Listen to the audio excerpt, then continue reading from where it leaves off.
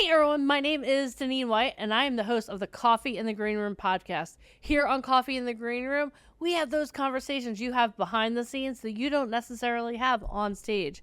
Today, I am so excited to have the one and only Cliff Pierre on the podcast. Cliff, thank you so much for being here today. I'm honored to be here. Thank you so much. You're welcome. So, Cliff, can you tell everyone, just introduce yourself and let my audience know a little bit about you? Sure. My name is Cliff Pierre. On Instagram, it's Cliff Pierre CEO all across all my social platforms. And I'm a marketing wizard that understands content creation as well. And what I mean by that is I've amassed 2 million plus followers in 14 months across all my social platforms.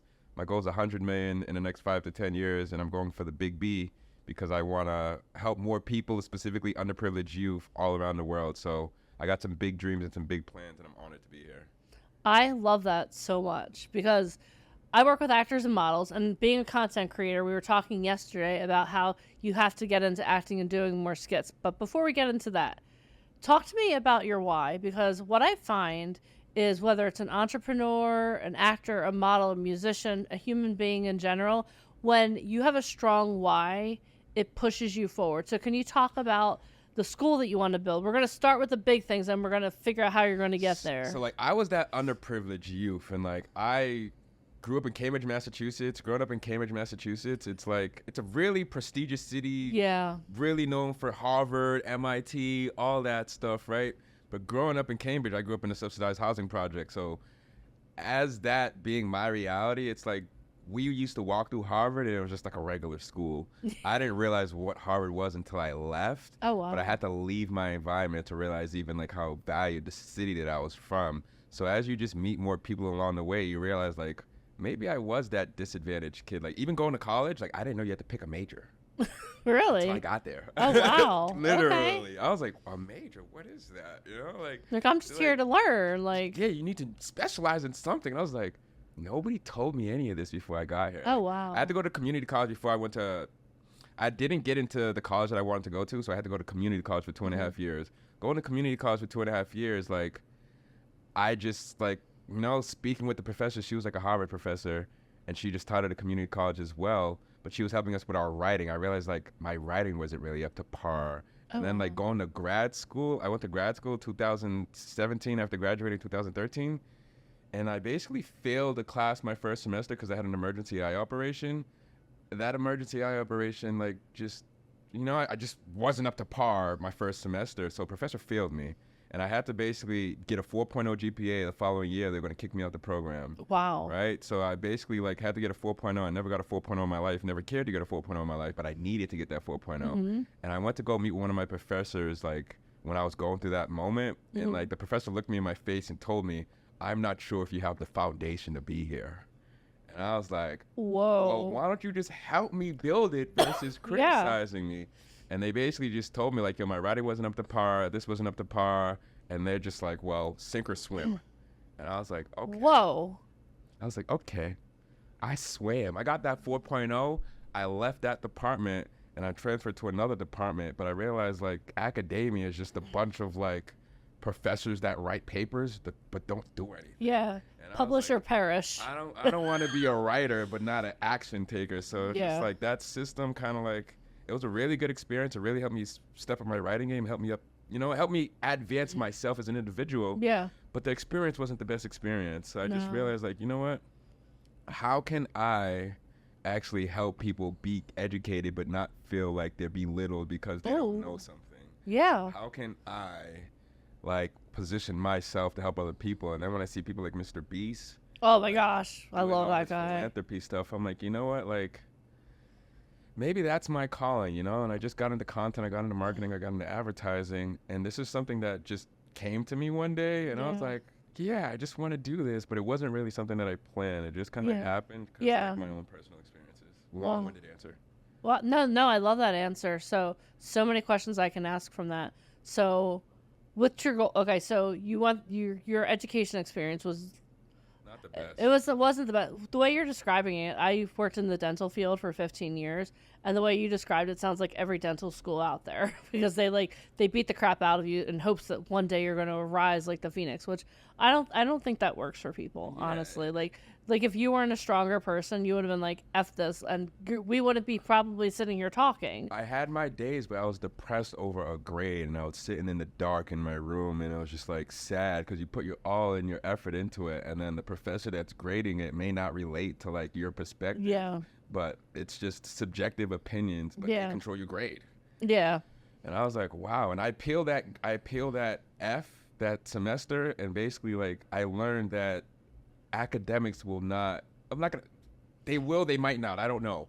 But I In was your told, experience. yeah, I was told basically that if a student appeals a grade and the professors change that grade based off the student's request, Yeah. they have to work with that professor for the next 10, 20, 30 years. Yeah. So it's just like you're questioning that professor's authority by changing the grade if Oh. the professor gave them an F.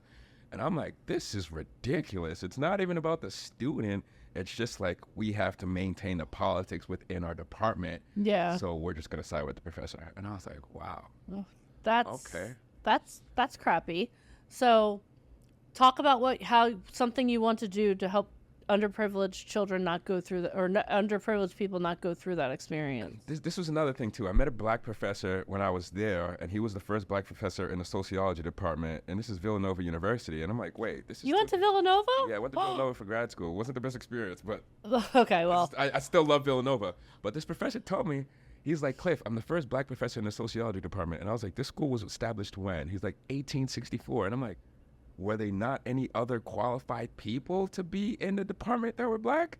And he's just like, no, they just didn't hire somebody. I'm like, why'd they choose you? And he's like, I'm outspoken and I really love what I do, so they chose me to help these students. And then he was like, Cliff, like, I've never been in a school where the bookstore is struggling to find student workers. I'm like, what do you mean? He's like, most of these students don't need a job. And I was like, wow.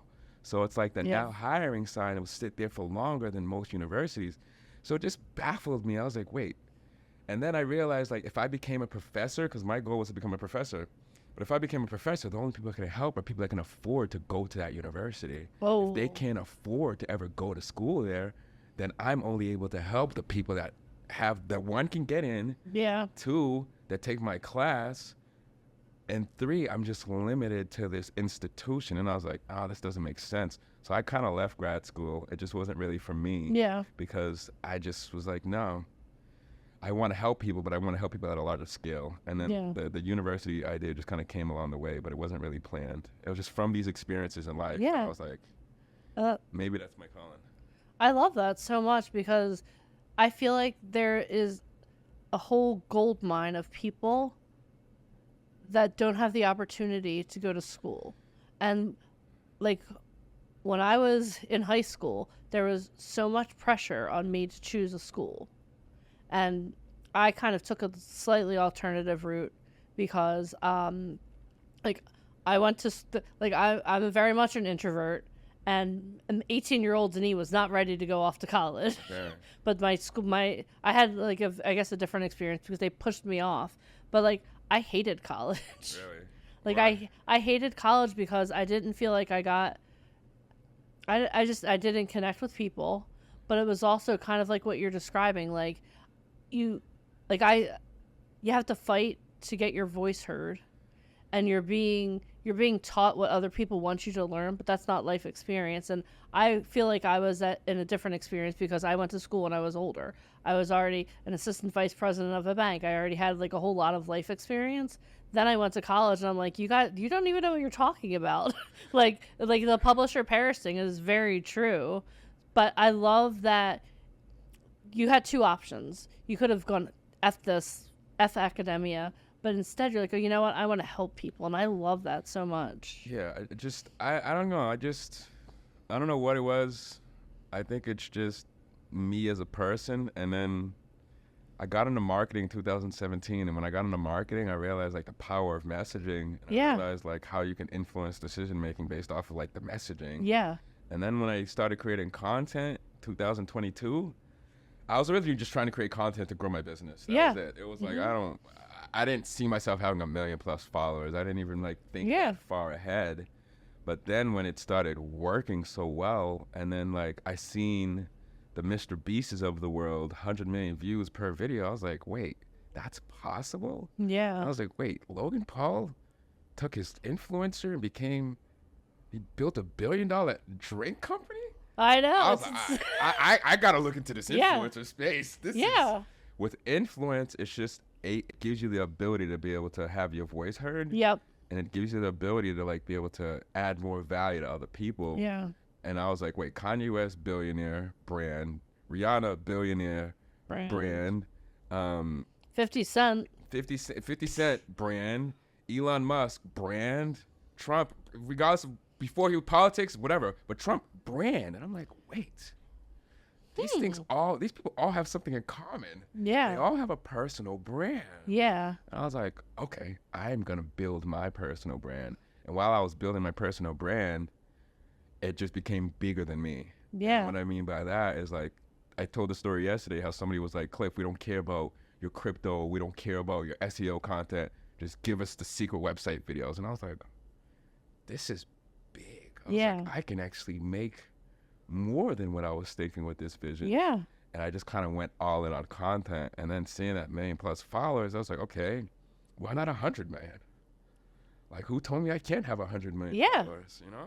Because like, if Mr. Beast did it, I can do it. It's kind of like the 1 minute mile or the 4 minute mile. It's the 4 minute mile theory where you see one person do something and then another person does it. And then all of a sudden, like, that's normal. Oh, it's a 4 minute mile. Well, 100 million is normal, you know? I feel like everybody should have 100 million followers. Everybody should have $1 billion, you know? Why not?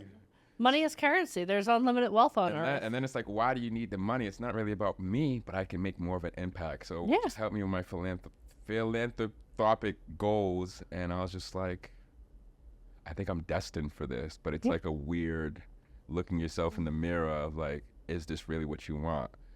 And based off my experiences, it's like, oh yeah, this would be fun. Let's go do it. Let's go do it. That's awesome. So yesterday you spoke at our event, and it was like some of the tips that you gave were so amazing. And last night it was like 1 o'clock in the morning. I was like, okay, let me find some content to like someone that I want to emulate. So can you talk a little bit about how the reason that you've grown to the following that you have is because you were like, okay, this is what I want to do. Let's do it. Like, you saw what was working and you went after it. And I think so many times people are like, no, I'm going to be different. Like, can you talk a little bit about that? Because I'm that bullheaded Italian person. It's like, I'm going to do it my way. And it doesn't work. When I was on TikTok, I was posting videos like I was doing Snapchat content. What I mean by Snapchat content is like Snapchat, you just take the phone and you record one 15, 30-second video holding the phone in front of your face talking. Mm-hmm. TikTok, you don't do that. TikTok, it's all about the clips. Like 1 to 3 second clips of like you saying something for 1 to 3 seconds and then moving the angle saying something for another 1 to 3 seconds. But I didn't understand that until I started studying the other creators. So like I literally, like I said, I had to pull out my computer and be like, okay, like why is his video working but mine's is not? And then when I started recording in their style, I was like, oh. And then like there was one creator, he was a faceless creator. And he was like doing these secret website videos, but he was getting millions of views, like millions. And I'm like, what is he doing that I'm not? And then when I really started studying his recording style, like I said, I put on my computer, I put on my phone, and I started recording. When I would record, I realized how long my clips were. I was like, this guy's clips was like boom, boom, boom, boom, boom. And I was like, okay. So I had to learn how to record in that style. Okay. But if I didn't study those people, it would have took me 3 years of learning. Versus sitting there, pulling out your computer, whoever you idolize, just like study their video, study what are people saying in the comments, what are people saying in the shares. Like, just, I'll dedicate a day and I'll record 30 videos in a day. Wow. But that's what it takes. Yeah, no, it is what it takes. Get to the 1 million+ if you're not willing to like. You have to put in the work. Content. I was doing 8 videos a day on TikTok. Like, really? It's like my whole day would be to TikTok, and I was like, well, I gotta like do other things too. I have to like. I live in Vegas, so I gotta go have some fun once in a while. One of the best things, the best timing for me too, is like I had a job at the time. Okay. I was running my marketing agency. I like really made a bad investment, lost all my money, all of it. Right. It was like make the money again with the marketing agency, or just go get a job and give yourself time to figure it out versus being stressed out. Getting that job for that year and it was like a year. That job made me not have to think about other clients. It made me like only focus on myself. Yeah. And having the time of focusing on myself gave me the time to study. And like, when I'm not working, I was just creating content. So it was just like, I went all in, and it was just really my research and my obsession with like learning this process and being successful, and like realizing if they can do it, I can do it too. That's awesome. I love what you said about getting the job and not having to focus, because Gary Vaynerchuk always talks about, you know what, like you go in, you work your 8 hours for the other person, so you have that stability, and then the rest of the time is yours to build something for you. So I love that you did that. That's amazing. It worked, and like, you know, I'm fortunate now. I don't ever need a job again. But like, and then I lost my job because I was a content creator. It's like, what came first, the chicken or the egg? They were like, you're a conflict of interest because you're creating content. Like, what is this Cliff Pierre CEO thing? And I was like, are you serious? Like, you should be happy I'm working for you, because I have all these followers. I could tell people, snap my fingers, and people would come here. I'm a marketing guy. What am I supposed to be doing on my spare time? Yeah, well, yeah, that's crazy. It was weird. So it's kind of like, if you're in a situation, if you're in an environment that's not helping you blossom, you gotta just like believe in yourself and like let that environment go for the greater good of you. And like, I wasn't gonna stop creating content. I was like, no, I was like at 100,000 followers at the time. I think it was like at 120, 150. And they found out that I was creating content, and they were like, cause I was posting it on LinkedIn, and they're like, they let me go. You would think that they would have wanted to harness what you were doing for the business, but you know what? Not everything's for you. Corporate America. It was a good experience. Yeah. Like, you know, I helped them get good results too. Like, nothing against them, but it was just like, not everybody understands your vision. Yeah, no, and that's a great point. Like, you have to know your vision, and you got to know your self-worth too. Yeah. Yes. That. Talk about that. It's a matter of just like taking the time and understanding who you are. Like in my 20s, I wasn't the same person I am in my 30s. Yeah. Like in my 20s, I was more like looking for validation from other people. Yep. And like, as you get older, it's just like even when I was gonna start posting my Instagram, I was like, should I create a new Instagram? Because I don't want my friends to see the secret website stuff that I'm doing from TikTok. Because TikTok's like the Wild Wild West. Nobody's like using TikTok. You know, at least I'm a millennial, so most millennials are not using TikTok. It's Gen Z. So doing the secret website content, I was like pulling out my mustache. I was like doing all this fun stuff. Yeah. I was like, do I want my friends to see these videos? So it was just kind of like, I don't care what anybody thinks. Yeah. I'm going to just do it. And then like, you know, when you start, the snowball effect kicks in, everybody's like, oh my gosh, like, what are you doing? It's so cool. And I'm like, you guys didn't really get my vision then. Yeah. So like, why bother even explaining it? Yeah. Yeah, because you know what, there are people that are in your life for a reason, a season, and for a lifetime. Exactly. And the people that are like, rah, you know what I mean? Like, you don't have to explain yourself to people. Just be confident and be unapologetically you. Yeah, I love that. Because authenticity is something also on social media. Like, I think so many content creators are not authentic. Like, but here's the thing with social media too. This is something I'm learning, and I'm trying to figure all of this out too. And you have an advantage because you're younger, but I'm pushing 50. I'm like, okay, I want to create content. I want to change the world. I want to be authentically me. But then also you have to be a character. Kinda, yeah. So it's like there's like this dichotomy with, I want to be authentic, but I have to be a character, because you know, like if I want to reach the masses, you have to assume an identity. So can you talk, do you find that as well, or is that just me being in my head? That's 100% true, because in the beginning, like, it's like, I need to be this business professional. I have to like present myself in this way, and like I got to be this. But like the reality is this, right? I had to adopt a mass appeal marketing strategy. Mass appeal meaning like, if you're going for 100 million followers, like you got to appeal to everybody. Yeah. If you're going for 100,000, you can be in a niche. But like, so like you have to figure out, do I want to go mass appeal, or do I want to go in a specific category, specific industry? Specific industry, you're not going to grow as fast. You're not going to be as big, but you'll get more people that are into what you want, and it doesn't feel like you're leaving who you are. Yeah. But when you want to get really big, you got to entertain people. Yeah. So it's kind of like the balance of like, do I want to be an entertainer? And somebody told me I was an entertainer once, and I was like, no, I'm not an entertainer. I'm a business professional. But now I'm transitioning to be an entertainer. Yeah. Because like my goal is bigger than 100,000. So like for you, I would say like on TikTok, I seen retirement houses doing content that were getting millions of views. I'm not quite retirement age yet. So I'm that's what I'm joking. saying. When I seen the 70-year-old that's creating content on TikTok, I was like, so there's no Well, age damn. limit. Anyone can So do it's this. like you even being 50, it's like Yeah. you still create content. Yeah, It's just, for sure. You'll create content in a way that's authentic to you. Yeah. Versus like, I'm not doing dancing videos. Not me. I'm not doing I'm not dancing. Tyler challenge. Not me. No. But will I react to it? Yes. Oh, I like that. So you can Okay. react to things that are maybe something that you wouldn't necessarily do. Like this young generation, like I can't dance. Look at these kids. You kids get off my lawn. So that's where it's you being authentic and you being having fun. Okay. And so it's like if it's something that you wouldn't do, just react to it. Like, what are these kids do? Okay. That's And versus like, and then you can still do what you do, and it's Yeah. like, because like I love law, right? So like I'm creating a crime and law YouTube channel where I can just critique law stuff because I watch the videos anyways. Why don't I react to it? cool. Oh. So it's like things that are your passion, you can just react to it versus creating content for it. And then things that are your passion, you can create content for it versus like feeling like you got to be everything for everybody.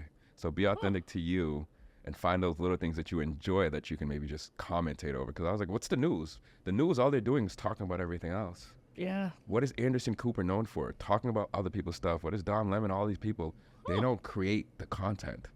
They just talk about it. What's his name? Big podcaster, Joe Rogan. Oh, Lord. Joe yes. Rogan's not creating the content. Yeah, he's just talking to people. He's talking about Yeah. it. So if you can talk about things that you wouldn't necessarily do, and that's still content. You've opened my eyes so much. I went to VidCon 2-3 weeks ago. There's little girls and they're 100 million plus followers, and they do content that I would never create. And I'm like, wow. There's one guy, he looked like he was 16. He did Lego content.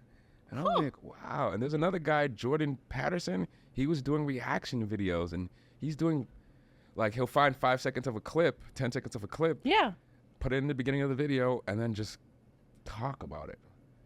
And I was like, wow, this guy got 10 million followers from that just on TikTok. He got like 30, 40 million across his social platforms just Wow. from talking about other things. And I'm like, okay, I need to get into the reaction space. Yeah. So now I'm transitioning from just secret websites to doing more reaction content because like it broadens my horizon and it doesn't put me in like this box. So I feel like never put yourself in a box, just test new things. I love that. That's awesome. So find those. What's your passion? What are the videos that you watch on the internet? I don't really want to admit that. I like baby goats and All right. So but with like that I watch that to be mindless. But like with seriousness, like I love mindset. I love different things like that. So like last night I was looking on TikTok and I was like trying to find mindset coaches that had like so many likes and so many followers. So but that's my passion is helping people transform their mindsets. I love that, right? So with the remixing and cut this video or cut this screen, that's like I'm taking some big powerful quotes. I'm testing it on YouTube. You can do this on TikTok too. But you can take 5 seconds, like if it's longer, you have to just download the video, put it into CapCut and like take the clip. Yeah. But let's just say if you found this powerful mindset quote or this powerful thing that like really touched you. Yeah. If it's a 5 second clip, you can cut this video. When you cut the video, it gives credit to the other person's content, and then YouTube pushes it because they're like, you're remixing content, which is like, we love it, and you're still crediting the other person, so they'll push you just because you're doing what they want you to do on their platform. Wow. And then you can comment over it. Like, I love this mindset quote.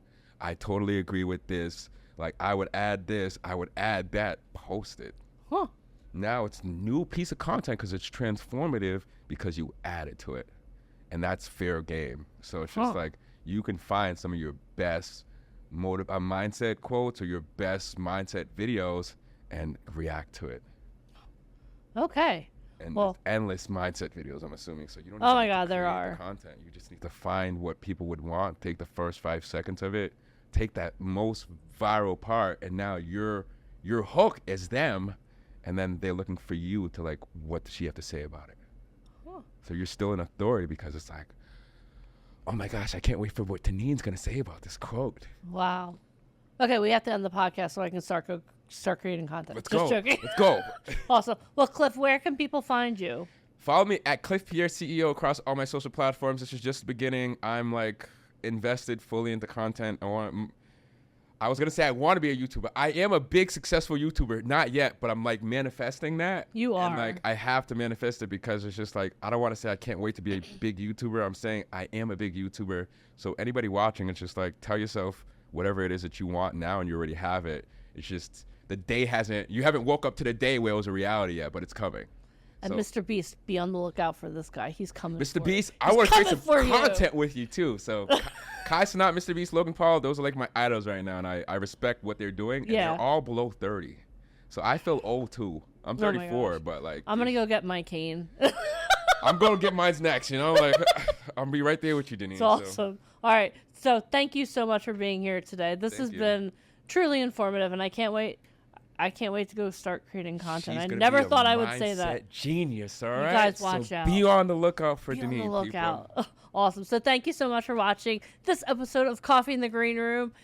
Make sure you hit subscribe. I have so many amazing guests coming up, and you always want to know what's going on in Coffee in the Green Room. So click subscribe below, and I will see you on the next podcast. She's a legend. Don't forget You're a that. legend. Team It's effort. awesome. Squad. Awesome. Thank you.